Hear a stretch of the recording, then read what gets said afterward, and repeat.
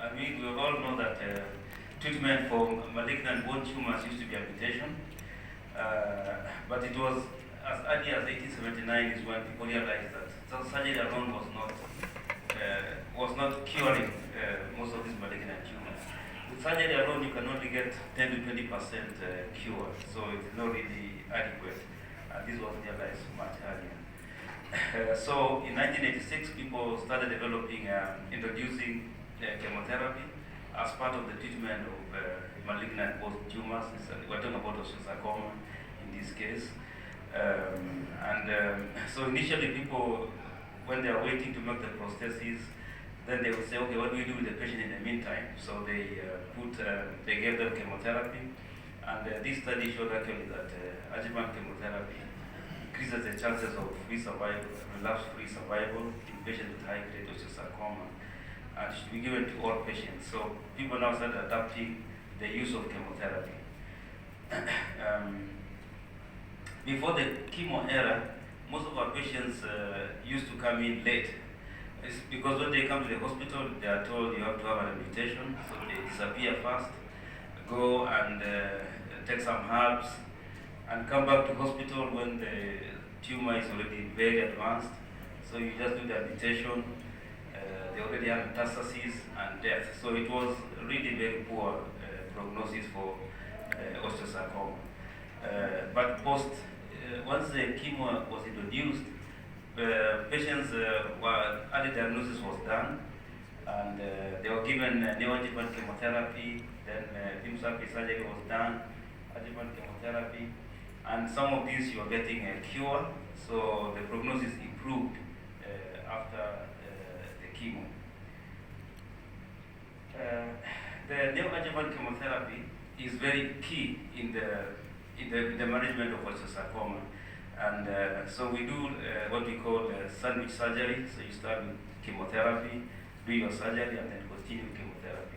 The neoadjuvant chemotherapy is the one you give before surgery, and it makes your limb surgery easier. It reduces the vascularity of the tumor. It kills the satellite lesions or cells in the reactive zone of the tumor, and also the tumor can even form a nice capsule which can make the surgery easier. And if the patient has pathological fractures while you are giving the chemotherapy, the fractures can heal. And if you don't have the prosthesis, you can also start preparing as you are giving the neoadjuvant chemotherapy. So initially, in our training, we used to be told if a patient has a malignant tumor like osteosarcoma, then you have to exercise the whole compartment. So if you had a small tumor in the distal femur, for example, we used to do hip disarticulation because we were afraid of doing cutting anywhere below. But people have shown that limb salvage doesn't really compromise survival of the patient. So it's no longer like you must remove the whole compartment. So these are some of the studies that were showing that. Limb salvage surgery is teamwork. You have to have a number of people involved. You have to have the oncologist. You have, if you have a surgical oncologist, that will be good.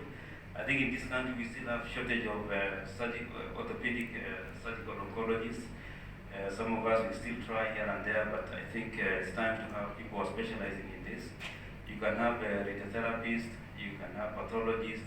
So it's exactly a teamwork, and the rehabilitation team should also be in place. When you are planning for limb salvage, these are some of the steps. You have to make your diagnosis, that is by biopsy. You have to stage, so you do your imaging. MRI is very critical in this staging. Biopsy can be either open or core-enabled biopsy, and then once you have made your diagnosis, you do your neoadjuvant chemotherapy, followed by surgery, and then adjuvant chemotherapy after surgery. MRI is it's very important to do MRI. It is available in most places nowadays. It will help to localize or tell you how the temporal extent of the tumor, the soft tissue extension. If there are any skip lesions, so you have to do the whole. If it is a femur, do the whole femur, so that you know that there are any skip lesions. It will will also tell you whether the neurovascular proximity of the neurovascular bundles, joints, if they are involved, and also you can, some of them have a scale, so you can actually know how long or how far your tumor is extending. So MRI is very key. In some areas, they are able to do bone scan. Bone scan is important, especially to tell you about the metastases and whether you have skin lesions. So the bone scan can help. PET scan, where it's available, is very, very important because it will help in detecting cancer, metastases, and also it can help you in knowing whether the patient is responding to chemotherapy. You can, if you do a PET scan before chemotherapy and one after, you can actually see the difference in the uptake of the of FDG. So you can tell you whether the patient is responding to chemotherapy. So where PET scans are available, it is a good thing to use. Biopsy, most of us, we are still doing open biopsy, but the best would be to do coordinate biopsy, okay, two-cut biopsies. They are cheaper, it's easier, and doesn't cause big disability to the patient rather than doing an open biopsy. So these are some of the things that we have to start doing. So once you have made your diagnosis, then it comes now to the decision making. So these are some of the things that help you to make the decision whether to do limb salvage or radical surgery. You need to know whether is the tumor localized or metastasized. Is it amenable to limb salvage or not? Because if the tumor is too extensive and getting involving major blood vessels or nerves, then you might just make a decision and say it is not salvageable. Also look at the socioeconomic status of the patient.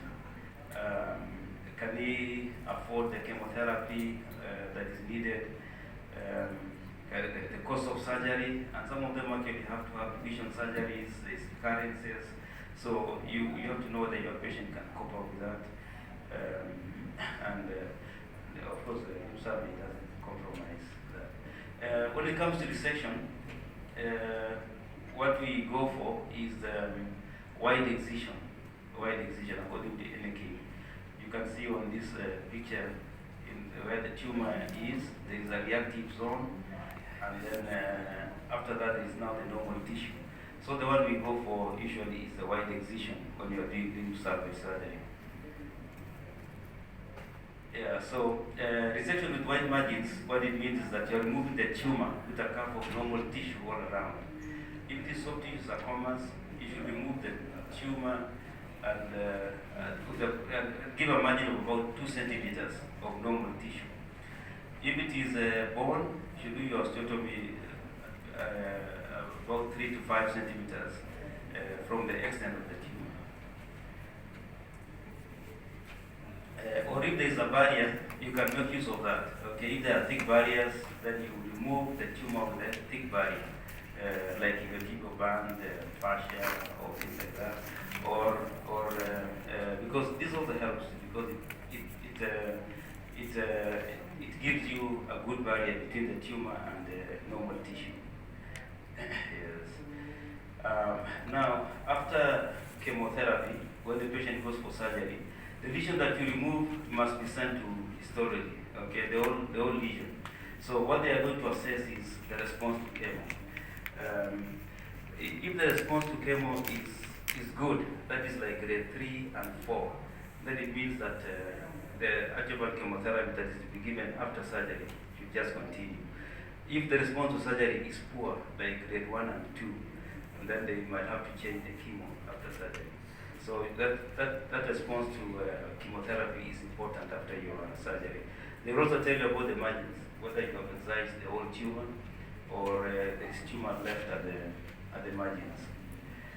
The limb salvage surgery starts with the section, and then after that you do a reconstruction, whatever reconstruction you're going to give.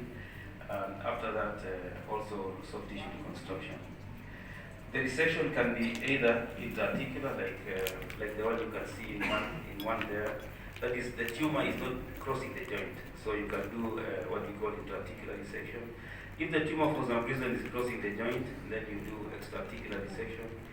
But if the tumor is in the shaft, you can do intercalary resection. The resection, whatever resection you are designing, you have to consider several things in the patient, like the age, the site, the demands of the patient. Some patients actually, because of their demands of what they are going to do, they might not be suitable for limb salvage surgery. Also think about the expertise available in terms of surgical skills, the infrastructure, and the finances involved. The options for limb salvage surgery have been shown there. You can either do resection and orthodesis, you can do resection and replace with an allograft, you can do autograft, so I think Dr. Mteti is going to talk about it. You can do metaprosthesis, resect and use a metaprosthesis. Somebody is going to, our guest is going to talk about it. Or composites, or in pediatric cases, you can do rotation plastic, Barnes.